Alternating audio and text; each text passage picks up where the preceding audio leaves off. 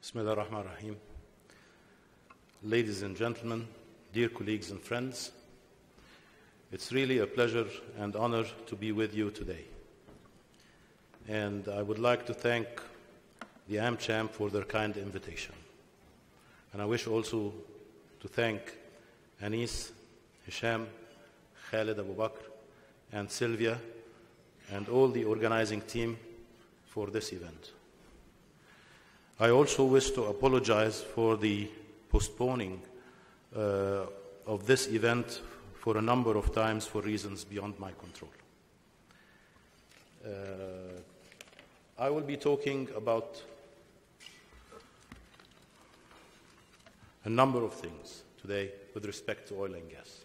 Primarily, we will talk about the challenges that is facing right now the petroleum sector and Egypt, the recent developments and the efforts made in the past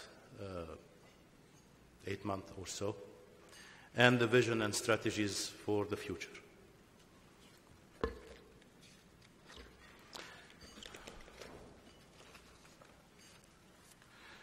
The challenges that is facing right now the petroleum sector is primarily the unbalanced energy mix, energy pricing crisis, supply-demand, aging infrastructure, arbitration and disputes as a result of all of the above, and the mineral resources. We will start with the unbalanced energy mix. The chart probably shows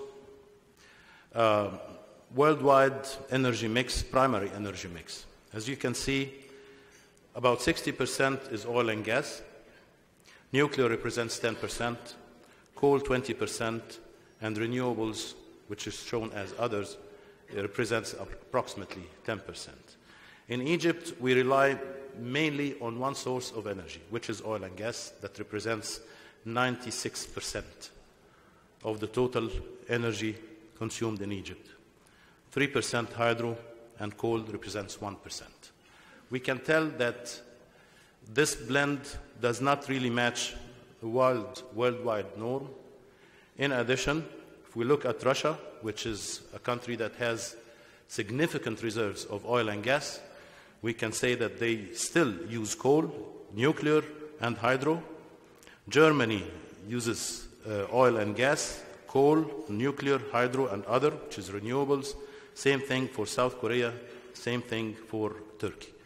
As we can see, the oil and gas represents around 60%, not 95% worldwide. Now, if we talk about power generation, in Egypt, it's 91% oil and gas, so we rely again on one major source of energy, which is the oil and gas. Hydro and renewables represents 9%. Worldwide, the norm is oil and gas 27%, coal 40%, nuclear 13%, hydro 16%, renewables around 3 to 4%.